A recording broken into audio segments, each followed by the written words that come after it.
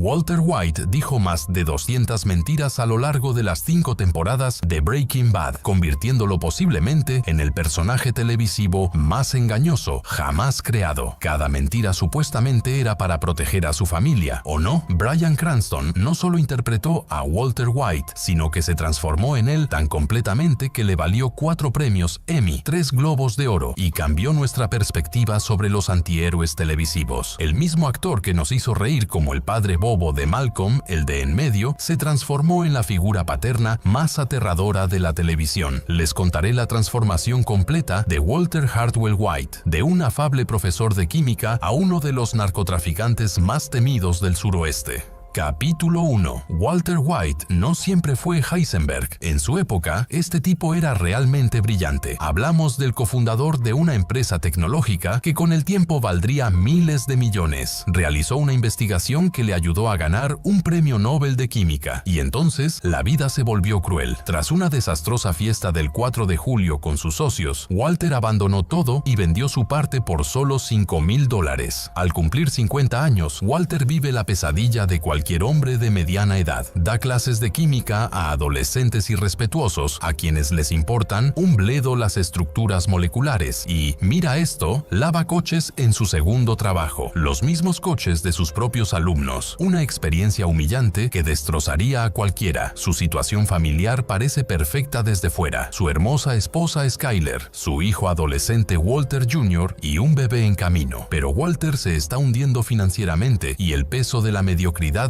lo aplasta. Entonces llega la llamada que lo cambia todo. Cáncer de pulmón en etapa 3. Inoperable. 2 años de vida, tal vez menos. Creo que la mayoría de la gente aceptaría su destino. Pasaría tiempo con la familia. Tal vez empezaría una lista de deseos. Pero Walter White vio signos de dólar y pensó en los $737,000 que calculó que su familia necesitará después de su muerte. Y fue entonces cuando el profesor de química decidió preparar algo más que experimentos educativos. Capítulo 2. La entrada de Walter en el negocio de la metanfetamina comienza con un chantaje, porque nada dice "soy el peligro" como amenazar a un exalumno. Ve a Jesse Pinkman escapando de una redada de la DEA y ¡zas! Nace una sociedad infernal. Su primera cocción ocurre en una autocaravana en el desierto, y el producto de Walter no se parece a nada que se haya visto en el mercado. Metanfetamina pura, cristal azul, con una pureza del 99,1%.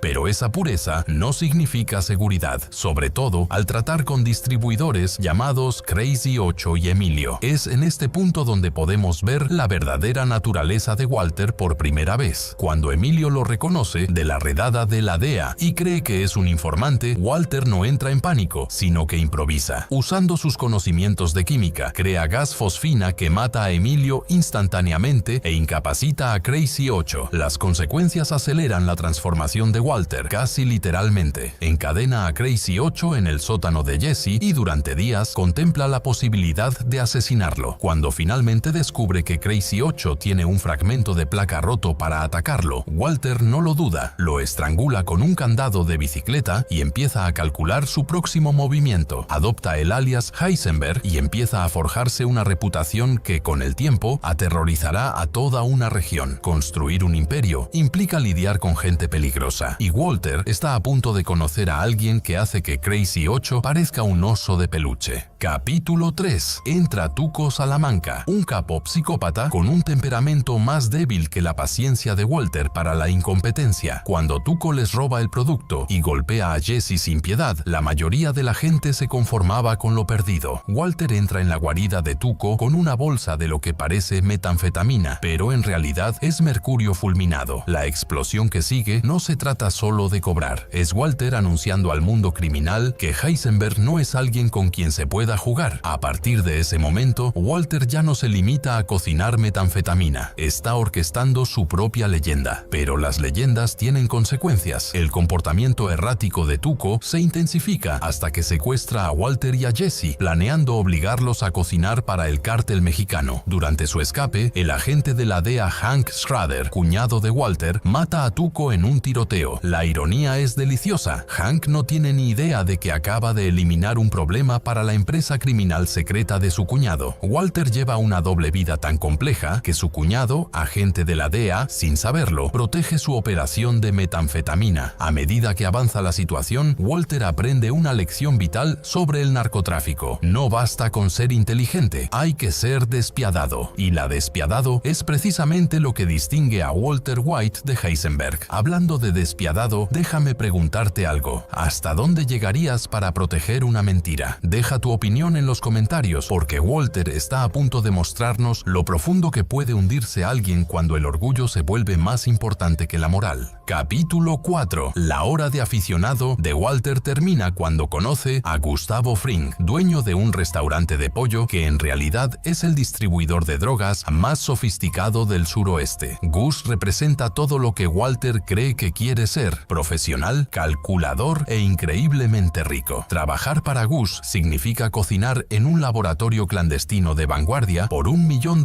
al mes. Pero esto es lo que pasa con trabajar para alguien que construyó un imperio con precisión. Un error puede ser fatal. La relación de Walter con Gus se convierte en una partida de ajedrez entre dos hombres increíblemente inteligentes que se creen los más listos de la sala. El ego de Walter no soporta ser empleado, especialmente cuando Gus empieza a favorecer a Jesse como posible sustituto. La tensión estalla cuando Walter mata a dos de los traficantes de Gus para proteger a Jesse, desafiando directamente sus órdenes. No lo habría hecho de otra manera. Walter necesita controlar cada situación, incluso cuando ese control amenaza todo lo que ha construido. Gus responde planeando el reemplazo de Walter, y es entonces cuando Walter se da cuenta de que no es solo un empleado, sino una carga. El profesor que creía ser más astuto que todos se ve de repente envuelto en una lucha a vida o muerte contra un maestro de la manipulación. Sin embargo, Walter no sobrevivió al cáncer ni construyó un imperio de la metanfetamina rindiéndose. Su solución implica un anciano en silla de ruedas, una bomba casera y una de las explosiones más impactantes que han aparecido en nuestras pantallas. Cuando el humo se disipa, Gus Fring está muerto y Walter White ha eliminado a su mayor amenaza. La victoria sabe dulce, pero el poder corrompe por completo. Y vaya si nuestro hombre está a punto de descubrir que ser un capo de la droga significa que todos a tu alrededor se vuelven prescindibles. Capítulo 5. Con la muerte de Gus, Walter no solo quiere fabricar metanfetamina, quiere construir un imperio. Se asocia con Mike Ehrmantraut, ex jefe de seguridad de Gus, pero su relación es como el agua y el aceite desde el primer día. Mike ve a Walter como lo que realmente es, un aficionado peligroso cuyo ego mata gente. La evaluación de Mike resulta profética cuando el orgullo de Walter conduce a un robo de tren que debería haber sido perfecto. Roban metilamina de un tren en movimiento sin que nadie lo sepa, pero entonces Todd Alquist mata a un niño testigo. El horror en el rostro de Jesse lo dice todo. Ahora son más que criminales, son monstruos. Este es el punto de no retorno para Walter. Cuando Mike decide dejar el negocio y tomar su parte del dinero, Walter no puede soportar las críticas. Mike le dice exactamente lo que todos pensamos: teníamos algo bueno y lo arruinaste. La respuesta de Walter dispara a Mike a sangre fría, lo que crea un nuevo problema. 10 de sus cómplices en prisión podrían hablar. La solución de Walter es escalofriantemente eficiente. Organiza el asesinato simultáneo de los 10 hombres en diferentes prisiones. En 2 minutos, Walter elimina a 10 personas para proteger su secreto. Para entonces, Walter había ganado más de $80 millones,